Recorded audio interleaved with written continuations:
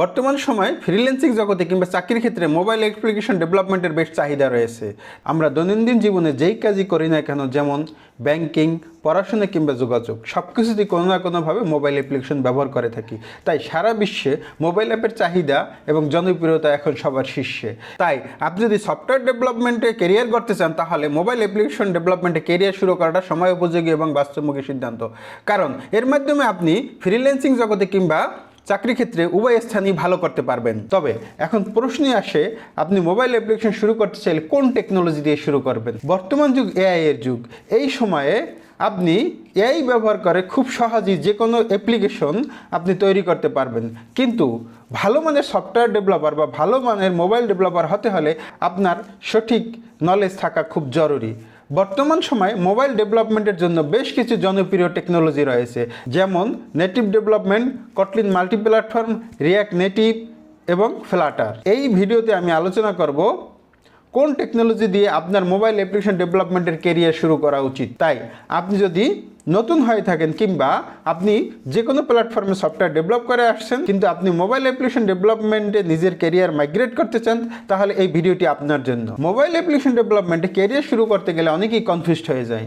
Native development দিয়ে শুরু করবেন, নাকি ফ্লাটার, নাকি রিয়্যাক্ট নেটিভ, কিংবা কটলিন মাল্টিপ্ল্যাটফর্ম, না কম্পোজ মাল্টিপ্ল্যাটফর্ম। তাই চলুন এই বিষয়টা একটু সহজভাবে বোঝা যাক। প্রথমেই আসি নেটিভ ডেভেলপমেন্টের জন্য। মোবাইল অ্যাপ্লিকেশন ডেভেলপমেন্টের ক্ষেত্রে অ্যান্ড্রয়েড এবং আইওএসের জন্য আলাদা আলাদা ডেভেলপমেন্ট প্ল্যাটফর্ম রয়েছে।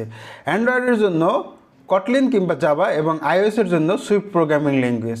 নেটিভ অ্যাপ্লিকেশন ডেভেলপমেন্টের ক্ষেত্রে পারফরমেন্স সবচেয়ে বেশি, কিন্তু এক্ষেত্রে অসুবিধা হলো আপনার উভয় প্ল্যাটফর্মের জন্য আলাদা আলাদা শিখতে হবে। এক্ষেত্রে সময় এবং খরচ উভয়ই বেশি। এরপরে আসি রিয়্যাক্ট নেটিভে। যারা ওয়েব ডেভেলপার রয়েছেন তারা খুব সহজেই জাভাস্ক্রিপ্টের নলেজ ব্যবহার করে রিয়্যাক্ট নেটিভ শিখতে পারেন। তবে রিয়্যাক্ট নেটিভে সীমাবদ্ধতা হলো এর পারফরমেন্স এবং ইউআই কাস্টমাইজেশন। এবার কথা বলা যাক কটলিন মাল্টিপ্ল্যাটফর্ম অথবা কম্পোজ মাল্টিপ্ল্যাটফর্ম দিয়ে। এখানে আপনি কটলিন প্রোগ্রামিং ল্যাঙ্গুয়েজ ব্যবহার করে বিজনেস লজিক, ডাটা লেয়ার বা নেটওয়ার্কিং লেয়ার আলাদা আলাদাভাবে শেয়ার্ড কোড আকারে লিখতে পারবেন। কটলিন মাল্টিপ্ল্যাটফর্মের ক্ষেত্রে আলাদা আলাদা ইউআই ডেভেলপমেন্ট করতে হবে, কিন্তু কম্পোজ মাল্টিপ্ল্যাটফর্মের ক্ষেত্রে আপনি একই ইউআই ব্যবহার করে অ্যান্ড্রয়েড, আইওএস এবং ডেস্কটপ অ্যাপ্লিকেশনের জন্য আপনি অ্যাপ্লিকেশন ডেভেলপ করতে পারবেন। যারা কটলিন জানেন তাদের জন্য কম্পোজ মাল্টিপ্ল্যাটফর্ম কিংবা কটলিন মাল্টিপ্ল্যাটফর্ম সিলেক্ট করাটা একটা ন্যাচারাল চয়েস। এবার আসি ফ্লাটারে প্রোগ্রামিং ল্যাঙ্গুয়েজ হিসাবে ডার্ট ল্যাঙ্গুয়েজ ব্যবহার করা হয়, যা অনেকটা সি স্টাইল কোডিংয়ের মতো। একই কোড বেস ব্যবহার করে অ্যান্ড্রয়েড, আইওএস, ডেস্কটপ এর জন্য আপনি অ্যাপ তৈরি করতে পারবেন। ফ্লাটারের নিজস্ব রেন্ডারিং ইঞ্জিন থাকায় এর ইউআই অনেকটা স্মুথ এবং এখানে নেটিভ লাইক পারফরমেন্স পাওয়া যায়।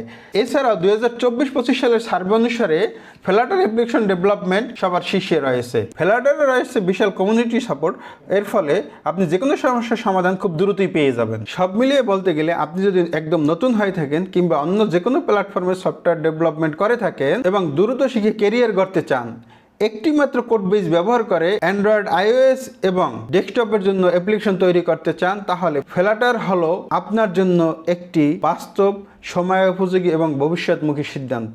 আজকের ভিডিও এই পর্যন্তই। আমার ভিডিওটি কেমন লাগলো কমেন্টে মতামত জানাবেন এবং ভালো লাগলে বন্ধুদের সাথে শেয়ার করতে ভুলবেন না।